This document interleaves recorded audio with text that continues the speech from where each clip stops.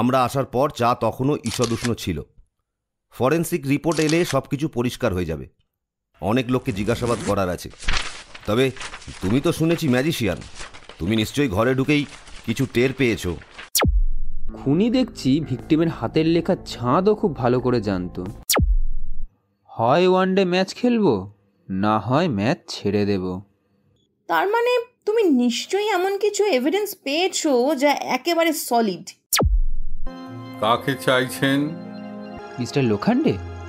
হ্যাঁ, আমি। কিন্তু আপনারা? নমস্কার স্যার, আমি অর্নিথোলজি স্টুডেন্ট।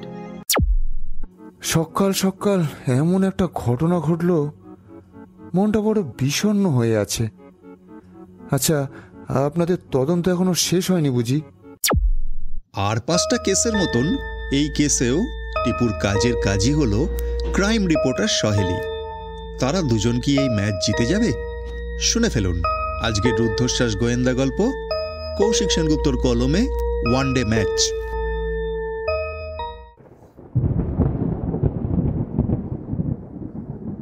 আকাশ আবাসনের ক্যাম্পাসে সেদিন সকাল থেকেই মানুষের ভিড়। আবাসনের বাসিন্দা এবং এলাকার লোকজন ছাড়াও কিছু সাংবাদিকও এসে হাজির। ক্যাম্পাসের ভেতর দুটো পুলিশের গাড়ি দাঁড়িয়ে আছে। অতি উৎসাহী লোকজনকে ঠেকিয়ে রাখতে লাঠি হাতে জনাচারেক কনস্টেবল দাঁড়িয়ে। 3rd ফ্লোরে অফিসাররা তদন্তে ব্যস্ত। সেই মাঝরাত থেকে টিপটিপ বৃষ্টি শুরু হয়েছে, বিরতির নাম নেই। আবহাওয়ার খবরে বলাই হয়েছিল আগামী 48 ঘন্টা শহরে গভীর নিম্নচাপ দেখা দেবে এবং ভারী বৃষ্টির সম্ভাবনা। তবে কৌতূহলী জনতা, পুলিশ আর সাংবাদিক, এই 3 শ্রেণীর মানুষ প্রাকৃতিক দুর্যোগকে পরোয়া করে না। টিপুর আসতে একটু দেরি হয়ে গিয়েছিল। মাঝপথে বাইকটা না বিগড়লে আরও আগে সে হাজির হয়ে যেত। আকাশ আবাসনের সামনে বাইক থেকে নামল টিপু। তার পরনে বর্ষাতি, মাথায় হুড, মুখে মাস্ক। চট করে চেনবার উপায় নেই। ভিড় ঠেলে সোজা ব্যারিকেডের সামনে এগিয়ে এলো সে। সেখানে কয়েকজন রিপোর্টার অধীর আগ্রহে অপেক্ষা করছিলেন তদন্তকারী অফিসারদের নাগাল পেতে। যিনি যত তাড়াতাড়ি খবর জোগাড় করে পরিবেশন করতে পারবেন, চ্যানেলের টিআরপি তত বাড়বে। এই ভিড়ের মাঝে সহেলিও ছিল। অন্য কেউ টিপুকে চিনতে না পারলেও সহেলি ঠিক চিনতে পারল। এগিয়ে এসে টিপুর পাশে দাঁড়িয়ে গলা নামিয়ে বলল, কোনো লাভ নেই, তিনি আমাদের চান্দিকার স্যার নন। নতুন অফিসার, খুব কড়া ধাতের লোক, সদ্য পোস্টিং হয়েছেন। টিপু বলল, মিস্টার সিনহা তো? নাম শুনেছি, দেখা যাক কতটা কড়া। এই বলে কনস্টেবলদের একজনকে ইশারায় কাছে ডেকে কানে কানে কি বলতেই সে সরে গিয়ে টিপুকে জায়গা করে দিল। টিপু চলে গেল ভেতরে। উপস্থিত লোকজন মনে করল বুঝি পুলিশের হোমরা চোমরা গোছের কেউ এলেন। লিফটের অপেক্ষায় না থেকে 2-3 লাফে সিঁড়ি টপকে ওপরে উঠে এলো টিপু। দক্ষিণের ফ্ল্যাটের দরজায় নেমপ্লেটে জলজল করছে সি বিশ্বনাথনের নামটা। খোলা দরজা দিয়ে ঘরের ভেতর উঁকি দিতে টিপুর চোখে পড়ল হাতে গ্লাভস পরে জনাতিনেক ফরেন্সিক বিশেষজ্ঞ তদন্তে ব্যস্ত। 2 জন অফিসার ঘরে দাঁড়িয়ে তদারকি করছেন। মেঝেতে শোয়ানো সাদা চাদর মুড়ি দেওয়া একটা বডি, চাপ চাপ রক্ত ঘরের মেঝেতে। টিপুকে দেখে একজন অফিসার বলে উঠলেন, আরে এ কি, কে আপনাকে এখানে আসতে দিল? মুখের মাস্ক নামিয়ে টিপু বলল, স্যার, আমার নাম ত্রিনাভ। পুলিশের কাছে অবশ্য আমার টিপু নামটাই পরিচিত। যে অফিসার কথা বলছিলেন তার নাম বরুণ সিনহা।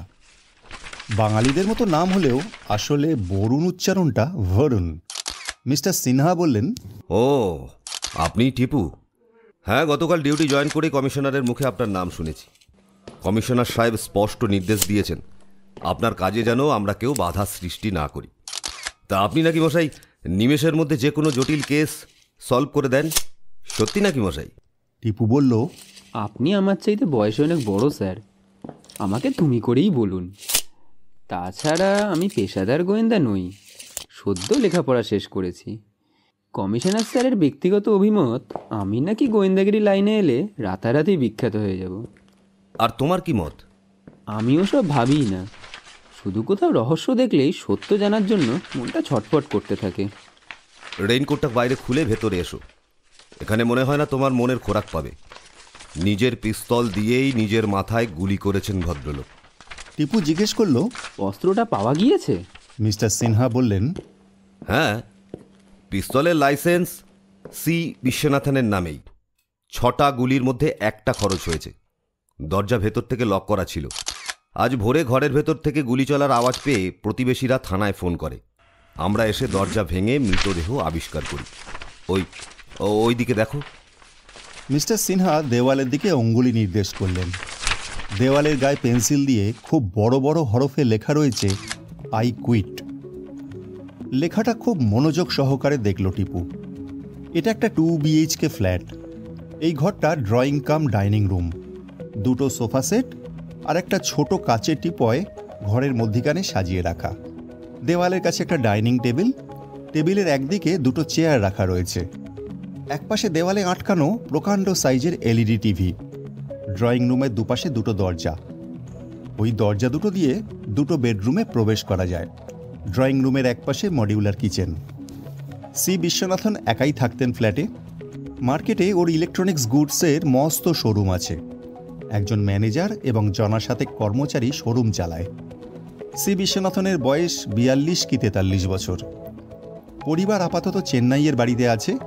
স্ত্রী ও এক কন্যা বর্তমান। ঘরে ঢুকে তীক্ষ্ণ চোখে সবকিছু পরীক্ষা করল টিপু। একে একে বেডরুম দুটোয় ঢুকে দেখে নিল। মাস্টার বেডরুমের অ্যাটাচ ওয়াশরুমটা খুলতে গিয়ে তার চোখে পড়ল দরজায় ছিটকিনি লাগানো নেই। দরজা খুলে ভেতরটা একবার দৃষ্টি চালিয়ে ড্রয়িং রুমে ফিরে এলো টিপু। টিপয়ের উপর একটা ছোট হিসেবের খাতা রাখা রয়েছে। খাতাটা হাতে তুলে একবার খুঁটিয়ে দেখে নিল।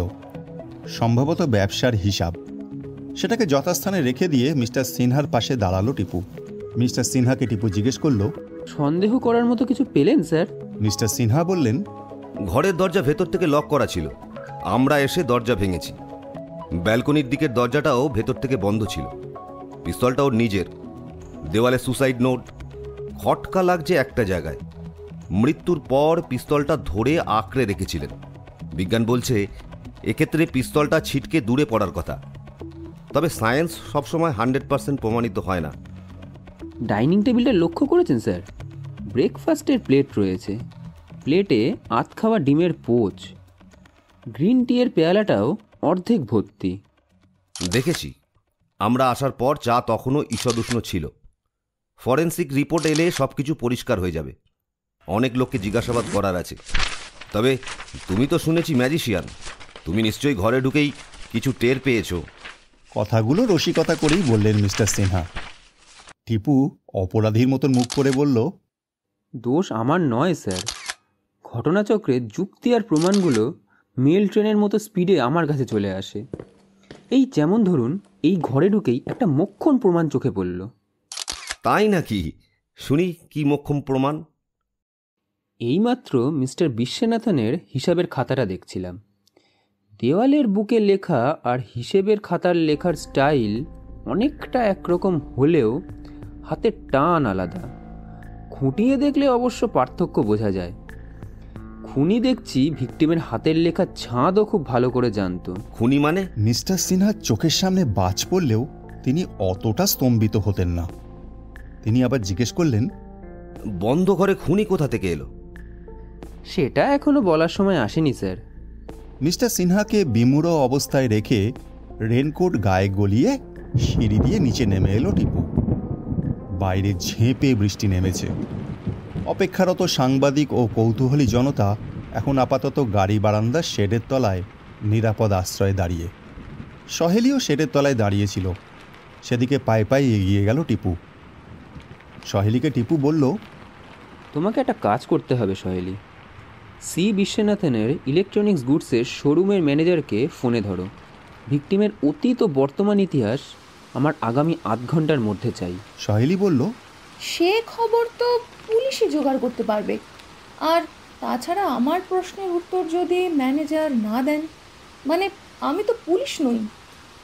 মিস্টার সিনহা আমাকে প্রচ্ছন্নভাবে চ্যালেঞ্জ করেছেন এইমাত্র। খুব সম্ভব বলতে চেয়েছেন আমি যে দ্রুত কেস সলভ করি তা গঞ্জিকা ধোঁয়া হলেও হতে পারে। তাহলে তো আমাকে কিছু করতেই হয়। চিন্তা করো না, আমাকে 15টা মিনিট সময় দাও। বেশ, আমি তাহলে একটু তদন্ত করি। মনে হচ্ছে কেসটা সোজা। টিপু চলে যেতেই সহেলি গুগল খুঁজে একটা নাম্বার ডায়াল করলো। ও প্রান্তে যিনি ফোন ধরলেন তার সাথে খানিক কথাবার্তা বলার পর ফোনটা কেটে আরেকটা নাম্বার ডায়াল করলো সহেলি। ও প্রান্ত থেকে হ্যালো শুনে সে বলল, মিসেস সোনি কথা বলছেন? লক্ষ্মী ইলেকট্রনিক্সের ম্যানেজার? ওপাশ থেকে এক ভদ্রমহিলা বললেন, দেখুন, আমি এখন কথা বলার অবস্থায় নেই। সহেলি বলল, আমি ক্রাইম রিপোর্টার সহেলি বাসু। পুলিশের কাজেই আপনাকে ফোন করেছি। শুনেছেন তো সব? শুনেছি বই কি, বুঝতে পারছি না কি করব। এখন আমরা শোরুমের কর্মচারীরা হাসপাতালের দিকে যাচ্ছি। ওনার বডি কি হাসপাতালে নিয়ে যাওয়া হয়েছে? ফরেন্সিক তদন্ত চলছে। কাজ শেষ হলেই বডি নিয়ে অ্যাম্বুলেন্স রওনা দেবে। আচ্ছা মিসেস সোনি, আপনি কত বছর লক্ষ্মী ইলেকট্রনিক্সে কাজ করছেন? তা প্রায় 12 বছর হলো। বিয়ের আগে জয়েন করি কাজে। ম্যানেজার হিসেবেই জয়েন করেছিলাম। আমাকে নিয়ে সে সময় 3 জন কর্মচারী ছিলেন। শোরুমটা তখন এত বড় ছিল না। কি মনে হয় আপনার, কেন উনি নিজেকে শেষ করতে গেলেন? কোনো কারণই খুঁজে পাচ্ছি না। তবে ওনার ব্যক্তিগত জীবনে কি ঘটেছিল না ঘটেছিল তা আমাদের শোরুম কর্মচারীদের পক্ষে জানা সম্ভব নয়। ম্যাডাম, আপনি তো অনেক পুরনো এমপ্লয়। আপনার স্যারের প্রাইভেট লাইফ নিয়ে আপনি কিছু বলতে পারেন?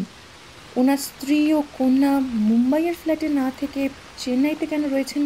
ওদের তো ডিভোর্স হয়ে গিয়েছে বছর 2 আগে। স্যারের ওয়াইফ চেন্নাইয়ের মেয়ে। I see. মেয়ে তাহলে মায়ের কাছেই রয়েছে? হ্যাঁ, আদালতে মামলা হয়েছিল।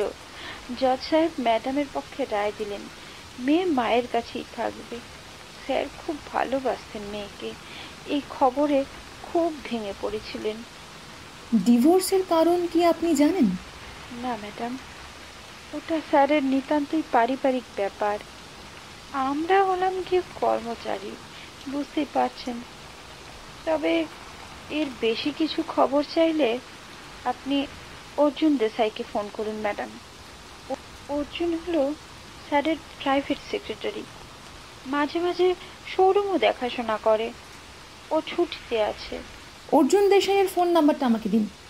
ও হ্যাঁ, আরেকটা কথা, আপনি কি জানতেন আপনাদের স্যার পিস্তল রাখতেন? হ্যাঁ, জানতাম। পিস্তলের লাইসেন্স অনেক আগে করা। তখন ব্যবসা ফুলে ফেঁপে উঠেছে। মার্কেটে এক সোনার দোকানে একবার ভয়াবহ ডাকাতি হয়। ভয় পেয়ে স্যার তখন পিস্তলের লাইসেন্স করিয়ে নিয়েছিলেন। শেষ প্রশ্ন, ব্যবসার অবস্থা কেমন ছিল? ব্যবসা ভালোই। একটা বড় সরকারি কন্ট্রাক্ট পেয়েছি আমরা গত মাসে। অনেক টাকার কাজ। জানি না কি করে কি হবে। আচ্ছা, ধন্যবাদ। অর্জুন দেশাইয়ের নাম্বারটা দয়া করে সেন্ড করুন।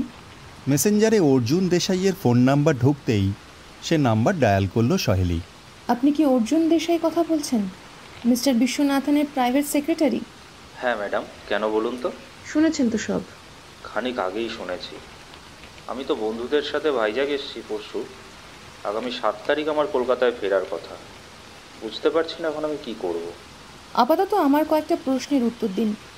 আপনি কে বলছেন? সহেলি বাসু, ক্রাইম রিপোর্টার। আপনি কতদিন হলো মিস্টার বিশ্বনাথনের প্রাইভেট সেক্রেটারি হিসেবে জয়েন করেছেন? বেশি দিন নয়, মাস 4। আপনার কাজটা কি ছিল? কাজ বলতে রোজ অফিস যাওয়ার মতো ডিউটি নয়। উনি সমাজসেবা করতেন, কিন্তু কেউ জানতো না। স্যার প্রচার বিমুখ ছিল। কোনো সমাজসেবী সংস্থার হাতে টাকা না দিয়ে সরাসরি দুস্থ মানুষের কাছে সাহায্য পৌঁছে দিতেন। কত দুস্থ মেধাবী ছাত্রছাত্রীদের লেখাপড়ার খরচ চালাতেন উনি। কত দরিদ্র কন্যাদায়গ্রস্ত পিতার হাতে মেয়ের বিয়ের টাকা দিয়েছেন। এইসব সাহায্যের টাকা পয়সা মানুষের হাতে দিয়ে আসতাম আমি। এছাড়াও প্রয়োজনে স্যারের ব্যবসা দেখতে হতো আমাকে। খবরটা সহেলির কাছে নতুন। সে উত্তেজিত হয়ে জিজ্ঞেস করলো, ঠিক কতদিন উনি লোকচক্ষুর আড়ালে সমাজসেবা করছেন সেটা বলতে পারেন? তা প্রায় বছর 2 হলো, ওনার স্ত্রীর ডিভোর্স নেবার পর। আমি শুনেছিলাম নিজের মেয়েকে খুব ভালোবাসতেন স্যার। মেয়ে মায়ের সাথে চলে যাওয়ার পর ভীষণ নিঃসঙ্গ বোধ করতেন। বলতেন, একা মানুষ, কার জন্যই বা রাখবো টাকা পয়সা, গরিব মানুষগুলোর কাজে আসুক। আপনি জয়েন করেছেন মাস 4 আগে, তার আগে এসব কাজ কি উনি নিজেই করতেন? আমার আগে ছিলেন গোপাল নায়ক নামে এক ব্যক্তি। উনি ছেড়ে দেবার পর আমি জয়েন করি। উনি কাজ কেন ছেড়েছিলেন? তা আমি জানি না। স্যার কোনোদিন ও লোকের সম্পর্কে আমার সাথে আলোচনা করেননি। হয়তো ভদ্রলোক বেটার অপরচুনিটি পেয়ে গিয়েছিলেন।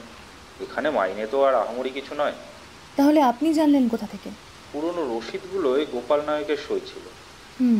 বুঝলাম। তা মশাই, এই 4 মাস কাজ করে আপনার কেমন মনে হয়েছে আপনার মালিককে? ওনার কোনো শত্রু থাকতে পারে কি? উনি দেবতা ছিলেন, দেবতার আবার শত্রুকে। আচ্ছা, ধন্যবাদ। ফোন রেখে সহেলি এদিক ওদিক তাকালো। টিপুর পাত্তা নেই। এমন বৃষ্টি পড়ছে, শেডের বাইরে বেরোনো অসম্ভব। সেই সময় আবাসনের পিছনে দাঁড়িয়ে গভীর চিন্তা করছিল টিপু। আবাসনটা প্রায় নতুন। দেওয়াল কেটে জলের পাইপ বসানোর কাজ করার সময় ড্রিল মেশিনে কাটা সিমেন্টের টুকরো আর ভাঙা পাইপের আবর্জনা পড়ে আছে বাউন্ডারি পাঁচিলের ভেতরে। ঘাড় উঁচু করে একবার দেখে নিল টিপু।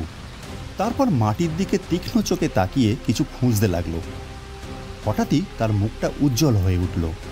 নিচু হয়ে কি একটা কুড়িয়ে নিয়ে পকেটে পুরে নিল সে। একটু পরেই সিঁড়ি বেয়ে আবার দোতলায় উঠে এলো। মিস্টার সিনহাকে ঘরের বাইরে ডেকে নিয়ে টিপু বলল, মাস্টার বেডরুমে যে অ্যাটাচড ওয়াশরুম রয়েছে, ওটার ভেন্টিলেশন উইন্ডোর উপরে একটা স্লাইড মিসিং, খেয়াল করেছেন? মিস্টার সিনহা বিস্মিত দৃষ্টিতে টিপুর মুখের দিকে তাকিয়ে বললেন, হ্যাঁ দেখেছি, হয়তো ভেঙে গিয়েছিল কখনো। রেনকোটের পকেট থেকে ভাঙা কাঁচের টুকরোটা বার করে টিপু বলল, এই যে এইটা একটু আগে আবাসনের পিছন দিকে কুড়িয়ে পেয়েছি। এর ধারগুলো লক্ষ্য করুন, সত্য ভেঙেছে। মিস্টার সিনহা ভ্রু কুঁচকে বললেন, কি বলতে চাইছো? কিছু না স্যার। মিস্টার সিনহা মাথা নেড়ে বললেন, আমি 18 বছর পুলিশে চাকরি করছি, বুঝেছ? ঠোঁট দেখে পেটের কথা টের পাই। শোনো টিপু, আবারও বলছি, বন্ধ দরজা ভেঙে আমরা মৃতদেহ উদ্ধার করেছি। বাথরুমের ভেন্টিলেশন উইন্ডোর কাচের স্লাইড সরিয়ে কাউকে ভেতরে আসতে হলে তাকে হনুমান হতে হবে। বললেন বটে, কিন্তু তৎক্ষণাৎ একজন ফরেন্সিক তদন্তকারীকে নির্দেশ দিলেন ওয়াশরুমটা সরেজমিনে তদন্ত করতে। টিপু আবার বাইরে বেরিয়ে যাচ্ছিল। মিস্টার সিনহা হন্তদন্ত হয়ে ছুটে এসে বললেন, দাঁড়াও, খুনি জলের পাইপ বেয়ে ওপরে এলো, ভিকটিমের ওয়াশরুমের ভেন্টিলেশনের উইন্ডোর কাচের স্লাইড সরিয়ে ভেতরে প্রবেশ করলো, আর কেউ কিছু টের পেল না। ওয়াশরুমের দরজার ভেতরের আর বাইরের ছিটকানি কিন্তু অক্ষত আছে। আমি আসার আগে আপনারা যখন ওয়াশরুমের দরজা খুলেছিলেন, দরজাটা কি বাইরে থেকে আটকানো ছিল? না, এমনি ভেজানো ছিল। টিপু একটু চিন্তা করে বলল, আমার মনে হয় সে পাইপ বেয়ে আসেনি, সোজা পথেই এসেছিল, কিন্তু কাজ শেষ করে সে ফিরে গেছে ওই পথে, তাই বাইরের ছিটকিনি খোলা ছিল। মিস্টার সিনহা খুঁতখুঁতে গলায় বললেন, আমরা আসার আগে অবধি এই আবাসনের সিকিউরিটি গার্ডের বয়ান অনুযায়ী বাইরে থেকে কেউ আসেনি। রেজিস্টার বুকে কারো এন্ট্রি নেই। বিল্ডিংয়ের সিকিউরিটি ক্যামেরার ফুটেজ চেক করেছি আমরা, সেখানেও কিছু নেই। চিন্তার কথা বই কি। আচ্ছা, আপনারা তদন্ত করুন, সেই ফাঁকে আমি একটু ভেবে দেখি। কতক্ষণ আছেন? মিস্টার সিনহা হাত তুলে ফরেন্সিক এক্সপার্টদের দেখিয়ে বললেন, এই এদের কাজ শেষ হলে বডি তুলে নিয়ে যাব। আশা করি মিনিট 15 সময় লাগবে। আচ্ছা। সিঁড়ি বেয়ে নিচে নেমে এলো টিপু। সেডের তলায় গিয়ে সহেলির পাশে দাঁড়িয়ে বলল, বলো, কি সংবাদ? সহেলি নিজের মোবাইল ফোন টিপুর হাতে দিয়ে বলল, শুনে নাও, কল রেকর্ড করে রেখেছি। টিপু একপাশে দাঁড়িয়ে শুনল। একটু পরে উজ্জ্বল মুখে বলল, আমি দেখতে পাচ্ছি তোমার কেরিয়ার বেশ উজ্জ্বল সহেলি, অনেক উপরে উঠবে তুমি। আমি নিজেও এইভাবে গুছিয়ে প্রশ্ন করতে পারতাম না। কিন্তু কাজের কিছু পাওয়া গেল কি? এখনো অবধি নয়। মিস্টার বিশ্বনাথনের এক্স ওয়াইফকে ফোনে ধরা গেলে ভালো হতো, কিন্তু নাম্বার পাবো কোথায়? তা তো বটে। 2-1 দিন সময় পেলে আমি অবশ্য খবর জোগাড় করে দিতে পারি। না সহেলি, অত সময় আমাদের হাতে নেই। বললাম না, কেসটা খুব সোজা। হয় ওয়ানডে ম্যাচ খেলবো, না হয় ম্যাচ ছেড়ে দেব। ওরে বাবা, এই যে ভীষ্মের প্রতিজ্ঞা হয়ে গেল। তুমি বলতে চাইছো তুমি আজই কেস সলভ করবে? তার মানে তুমি নিশ্চয়ই এমন কিছু এভিডেন্স পেয়েছো যা একেবারে সলিড। দেখা যাক। এই বলে ফোনটা সহেলিকে ফেরত দিয়ে টিপু দেখল ফ্ল্যাটের দারোয়ান শুকনো মুখে পায়চারি করছে। টিপু তাকে হাতছানি দিয়ে ডাকল। লোকটা কাছে এলে সে জিজ্ঞেস করল, তোমার নাম কি? লোকটা ভীত স্বরে বলল, মিথিলেশ পাণ্ডে। টিপু বলল, আমি একবার টেরেসে যেতে চাই। টেরেসের দরজা খোলা আছে? মিথিলেশ বলল, না হুজুর, আমার কাছে চাবি আছে, চলুন নিয়ে যাচ্ছি। মিথিলেশের সাথে লিফটে চেপে ছাদে চলে এলো টিপু। বৃষ্টির বেগ একটু ধরেছে, তবে আকাশে সজল মেঘের ভিড় আরও বেড়েছে। দিনের বেলাতেই মনে হচ্ছে যেন সন্ধে হয়ে এসেছে। চারিদিকে তাকালো টিপু।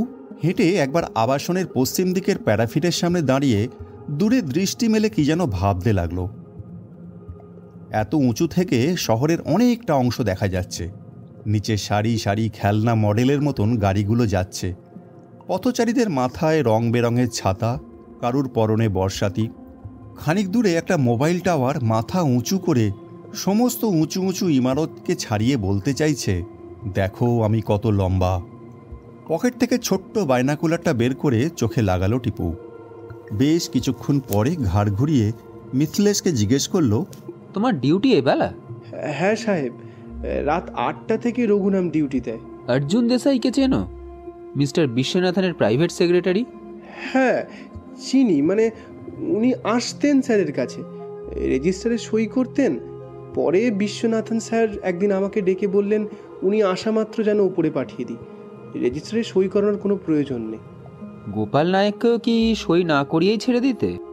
কোন গোপাল নায়েক? অর্জুন দেসাই জয়েন করার আগে যিনি মিস্টার বিশ্বনাথনের সেক্রেটারি ছিলেন। মিথিলেশ মাথা চুলকে বলল, উনি সই করবেন কেন? এখানকারই বাসিন্দা উনি। ফার্স্ট ফ্লোরে থাকেন, 1 BHK ফ্ল্যাট নিয়ে ভাড়া আছেন, ফ্যামিলি নেই। টিপু এবার একটু আশ্চর্য হলো, বলল, এই আবাসনের বাসিন্দা? উনি চাকরি করতেন বিশ্বনাথনের প্রাইভেট সেক্রেটারি হিসেবে, এখন কি করেন উনি? মিথিলেশ বলল, গোপাল নায়েক খোড়া মানুষ, কাজকর্ম আর কিছু জোটাতে পারেননি। তাই নাকি? আচ্ছা, তুমি যাও এবার। মিথিলেশ চলে গেল। ছাদের সামনের দিকে এগিয়ে গিয়ে প্যারাফিটের ওপর ঝুঁকে নিচের দিকে তাকালো টিপু। আবাসনের হাতায় অ্যাম্বুলেন্স প্রবেশ করেছে, তার মানে খুব শিগগিরই বডি নিয়ে রওনা হবে পুলিশ। নিচে নেমে এলো টিপুও। সাদা চাদরে মোড়া মৃতদেহটা স্ট্রেচারে শুইয়ে দুজন স্ট্রেচার বাহক অ্যাম্বুলেন্সে তুলছে। রিপোর্টারদের প্রশ্নের যথাযথ জবাব দিয়ে মিস্টার সিনহাও সদল বলে জিপে উঠছেন। টিপুকে দেখে হেসে বললেন, এই যে হিরো, এখানে আরো কিছু দেখার আছে নাকি তোমার? না স্যার, এইবার আমিও যাব। আচ্ছা, ভালো। পুলিশের জিপ ও অ্যাম্বুলেন্স রওনা দিল। টিপু সহেলিকে বলল, তোমার যদি এখনই অফিস যাবার তাড়া না থাকে আমার সাথে চলো। বেশি দূর নয়, এই আবাসনের ঠিক পেছনে, নেক্সট ব্লকে, 4th ফ্লোর। 5 মিনিট পর বাইকে চেপে টিপু আর সহেলি এসে হাজির হলো ডি ব্লকে। সিকিউরিটি রেজিস্টারে সই করে লিফটে উঠে 4 নম্বর বোতাম চাপল টিপু। একটু পরেই লিফট এসে থামল 5 তলায়। করিডোরে দাঁড়িয়ে বাতাসের বুকে আঙুল চালিয়ে আঁকিবুকি করে টিপু বলল, হয়েছে, চলো 36 নম্বর ফ্ল্যাটে। কলিং বেল বাজাতেই দরজা সামান্য খুলে গেল। ফাঁক দিয়ে দেখা গেল এক মাথা সাদা চুল এক ব্যক্তিকে। ভ্রুকুটি করে তিনি প্রশ্ন করলেন, কাকে চাইছেন? দরজার নেম প্লেটে বসানো নামটা আগেই দেখে নিয়েছিল টিপু, তাই সে বলল, মিস্টার লোখান্ডে? হ্যাঁ আমি, কিন্তু আপনারা? নমস্কার স্যার, আমি অর্নিথোলজি স্টুডেন্ট, পাখিদের নিয়েই পড়াশোনা করি। সোশ্যাল মিডিয়ায় আপনার পাখিদের ভিডিও দেখেছি, ভারী ভালো লেগেছে। আপনি একজন পক্ষীপ্রেমী, তাই এই ব্যাপারেই কিছু কথা বলতে চাই। সহেলি ভীষণ আশ্চর্য হচ্ছিল, এসব কি বলছে টিপু? ও বুঝল কি করে যে মিস্টার লোখান্ডে একজন পক্ষীপ্রেমী? টিপু কি জাদু জানে? দরজা পুরোপুরি খুলে একমুখ হাসি হেসে মিস্টার লোখান্ডে বললেন, ভেতরে এসো। ব্যালকনিতে নিশ্চয়ই? জানো তো সবই। ওই ব্যালকনি হলো আমার পক্ষী জগৎ। 7 বছর আগে শুরু করেছিলাম ভাই। পাখিগুলো তখন ভয়ে ভয়ে আসতো, খাবার খেয়েই পালিয়ে যেত। এখনো খায়, জলের পাত্রে গা ডুবিয়ে স্নান করে। আমি ওদের গায়ে হাত দিলেও ভয় পায় না। কথা বলতে বলতে তিনজনে এসে পৌঁছলো ব্যালকনিতে। খোলা ব্যালকনি, কোমর অবধি রেলিং। রেলিংয়ের ওপরে দুটো খাবারের পাত্র বসানো, একপাশে পাখিদের স্নান করার গামলা আটকে রাখা, একটা ক্যামেরা দেওয়ালে আটকানো। পাখিদের ভিডিও ওখানেই ক্যাপচার হয়। ওই ভিডিওগুলো সোশ্যাল মিডিয়ায় ছাড়েন মিস্টার লোখান্ডে। রিটায়ারের পরে এটাই তার একমাত্র কাজ হয়ে দাঁড়িয়েছে। সেই সময় ব্যালকনিতে কোনো পাখি ছিল না। পাখি নিয়ে খানিকক্ষণ কথাবার্তা বলার পর টিপু বলল, আজ ক্যামেরায় কি ধরা পড়ল দেখাতে আপত্তি আছে স্যার? মিস্টার লোখান্ডে সহাস্যে বললেন, তোমার মতো স্বজাতীয় লোককে দেখাতে অবশ্য আপত্তি নেই। এই ক্যামেরার ফুটেজ স্টোর হয় আমারই ল্যাপটপে। ঘরে এসো, দেখাচ্ছি। তবে কাল রাত থেকে বৃষ্টি হচ্ছে, অন্য দিনের তুলনায় আজ পাখিরা কম এসেছে। ঘরে ঢুকে ল্যাপটপ চালালেন মিস্টার লোখান্ডে। সকাল প্রায় 7টা থেকে হরেক রকম পাখি এসেছে গেছে। বেশ খানিকটা সময় কাটল। মিস্টার লোখান্ডে চা অফার করলেন এদের দুজনকে। জানালেন স্ত্রী ছেলের বাড়ি গিয়েছে, আপাতত তিনি একাই বাড়িতে আছেন, চা বানাতে অসুবিধা নেই। টিপু বলল, নিশ্চয়ই খাবো। মিস্টার লোখান্ডে উঠে গিয়ে ইলেকট্রিক কেটলে জল চাপালেন। টিপু ফাস্ট ফরওয়ার্ড করে ভিডিও দেখছিল। পাখি আসার দৃশ্যে ফরওয়ার্ডিং থামিয়ে মন দিয়ে দেখছিল। সহেলির ভীষণ বিরক্ত লাগছিল। এই কি পাখি দেখার সময়? টিপু এসব কি পাগলামি শুরু করেছে? বেশিক্ষণ অবশ্য অপেক্ষা করতে হলো না। হঠাৎ একটা দৃশ্য দেখে সহেলির গায়ের রোম খাড়া হয়ে উঠল। সে বিস্ফারিত দৃষ্টিতে তাকালো টিপুর মুখের দিকে। টিপু তাড়াতাড়ি দৃশ্যটা ফাস্ট ফরওয়ার্ড করে মিস্টার লোখান্ডের দিকে তাকিয়ে বলল, বড্ড আনন্দ পেয়েছি স্যার। এ হলো সহেলি, এক নামী চ্যানেলের রিপোর্টার। ও যদি ভবিষ্যতে আপনার এই ছবিটি নিয়ে ছোট প্রতিবেদন তৈরি করে, আপনার আপত্তি হবে না নিশ্চয়ই? বলো কি, সে তো আমার সৌভাগ্য। আমাকে কি করতে হবে বলো? বেশি কিছু না, আজকের এই ফুটেজটা আমি নেব। এডিটর সাহেবের মত হলে আপনার ইন্টারভিউ নিতে খুব শিগগিরই আসবো। কি বলো সহেলি? সহেলি মাথা নেড়ে বলল, সে তো নিশ্চয়ই। মিস্টার লোখান্ডে বললেন, বিলক্ষণ, নিয়ে যাও। ও আর এমন কি, আরও আছে, চাইলে দিতে পারি। 2-4টে ফুটেজ সোশ্যাল মিডিয়ায় আপলোড করি, তবে তাও নিতান্তই শখে। সোশ্যাল মিডিয়া থেকে রোজগার করার কোনো ইচ্ছাই আমার নেই। চা পান শেষ করে নিজের পেন ড্রাইভে আজকের তোলা পাখিদের দৃশ্যের ফুটেজ নিয়ে টিপু আর সহেলি বেরিয়ে এলো ডি ব্লক থেকে। বাইরে এসে সহেলি বলল, বাপ রে বাপ, খেল দেখিয়ে দিলে তো। বুঝলে কি করে? তোমার কথা শুনে মনে হচ্ছিল সত্যি সত্যি তুমি বুঝি মিস্টার লোখান্ডের সোশ্যাল মিডিয়াতে আপলোড করা পাখিদের ভিডিওগুলো দেখেছো। টিপু বলল, ওটুকু বানিয়ে নিতে হয়েছে। ছাদে উঠে বাইনাকুলার চোখে চারিদিক দেখতে দেখতে হঠাৎ চোখে পড়ল ডি ব্লকের 5th ফ্লোরের ব্যালকনিতে ক্যামেরা বসানো। ব্যালকনির রেলিংয়ে খাবারের পাত্র ও স্নানের জলের গামলা। ওই ক্যামেরাতে যে পাখিদের ভিডিও ক্যাপচার করা হয় যে কেউ বুঝতে পারবে। ভেবেই নিলাম নিশ্চয়ই রিটায়ার পারসন, হাতে অফুরন্ত সময় আর মনে শখ। আরও 5 জনকে ডেকে দেখাতে ভালোবাসেন, সেই সুবাদে মাঝে মাঝে সোশ্যাল মিডিয়ায় পোস্ট করেন। আরে বারে আমার ম্যাজিশিয়ান, এইবার কি করবে? এইবার মিস্টার সিনহাকে ডেকে নেব। 1 ডে ম্যাচ তো, আজকেই তো শেষ করতে হবে, তাই না? আধ ঘন্টার মধ্যে আকাশ আবাসনের ক্যাম্পাসে আবার প্রবেশ করল পুলিশের গাড়ি। মিস্টার সিনহাকে নিয়ে টিপু গেল ফার্স্ট ফ্লোরে। ফার্স্ট ফ্লোরের এক ফ্ল্যাটে ডোরবেল বাজাতেই দরজা খুলে দাঁড়ালো এক ব্যক্তি। রোগা ছিপছিপে চেহারা, বয়স 35 থেকে 40-এর মধ্যে, বাঁ দিকের বগলে স্ক্র্যাচ ধরা। করুণ মুখে বলল, সকাল সকাল এমন একটা ঘটনা ঘটল, মনটা বড় বিষণ্ণ হয়ে আছে।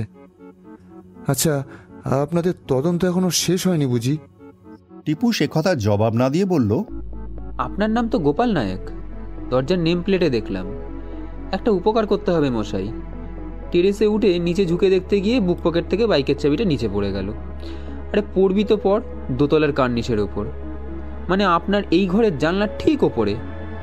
কপাল খারাপ হলে যা হয় আর কি। গোপাল নায়েক বলল, ও তাই নাকি? এ কি কাণ্ড! আচ্ছা চলুন দেখি। এই বলে দরজার দিকে 2 পা এগিয়ে আবার কি ভেবে ভ্রু কুঁচকে বলল, তা আমি বা কি করতে পারি? দেখতেই তো পাচ্ছেন আমি খোঁড়া মানুষ। দয়া করে দারোয়ানকে বলুন। সে বেচারার বয়স হয়েছে, কার্নিশে উঠতে পারবে না। আমি পারবো সে ধারণা কি করে হলো আপনার? বলি মতলবটা কি আপনার? হ্যাঁ, গোপাল নায়েকের কপালে ভয়ঙ্কর ভ্রুকুটি ফুটে উঠল। জবাব দিলেন মিস্টার সিনহা। তিনি বললেন, সকালে দিব্যিত 3rd ফ্লোরের এক ওয়াশরুমের ভেন্টিলেশন উইন্ডো গলে দেওয়ালের পাইপ ধরে দোতলার কার্নিশে নেমে নিজের ওয়াশরুমের ভেন্টিলেশন গলে ভেতরে ঢুকে দারুণ খেল দেখালেন মশাই। এখন পারবেন না কেন বলছেন? গোপাল নায়েকের মুখে রক্ত কে যেন শুষে নিল। ফ্যাকাশে মুখে সে বলল, মানে কি কি কি বলতে চাইছেন স্যার? না না, আমরা বলছি না, বলছে ডি ব্লকের 5th ফ্লোরের এক ব্যালকনিতে রাখা মিস্টার লোখান্ডের শক্তিশালী ক্যামেরা, তারই সকালের ফুটেজে আমরা এই আবাসনের পশ্চিমের দেওয়ালের মানুষ টিকটিকি দেখেছি। টিকটিকিটা মিস্টার বিশ্বনাথনের ওয়াশরুমের ভেন্টিলেশনের উইন্ডো গলে কার্নিশ বেয়ে নিচে নেমে আপনার ওয়াশরুমের ভেন্টিলেশন উইন্ডো গলে প্রবেশ করেছে। খানিকক্ষণ চুপচাপ থাকার পর গোপাল নায়েকের মুখে হিংস্র হাসি ফুটে উঠল। সে দাঁতে দাঁত চেপে বলল, বলি প্রমাণ করতে পারবেন তো? ক্যামেরায় ক্যাপচার হওয়া মূর্তি যে আমার, সেটা আদালতে প্রমাণ করতে পারবেন তো? দেখুন স্যার, আইন আমিও জানি, ওইসব প্রমাণ আদালতে গ্রাহ্য হবে না। টিপু হেসে বলল, একটা ছোট্ট ভুল করে ফেলেছেন আপনি। মিস্টার বিশ্বনাথনের ঘরের দেওয়ালে আই কুইট লেখাটা উচিত হয়নি আপনার।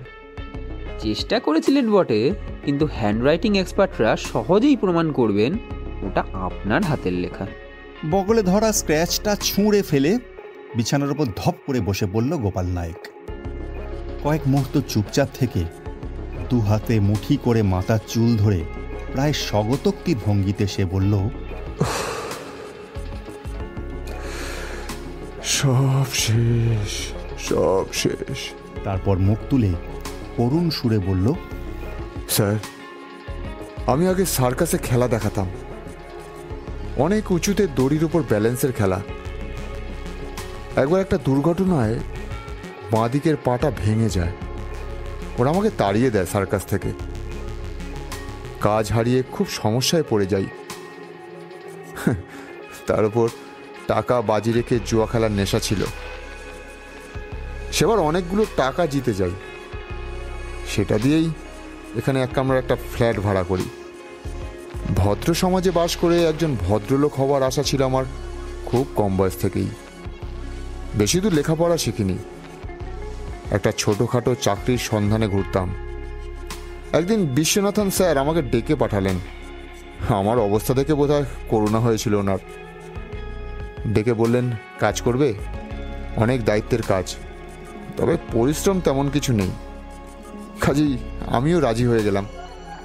কাজটা নিলাম। মাইনে খুব বেশি ছিল না, তবে আমার একার পক্ষে যথেষ্ট ছিল। আপনারা জানেন কি না জানি না, বিশ্বনাথন স্যার সকলের অজ্ঞাতে সমাজসেবা করতেন।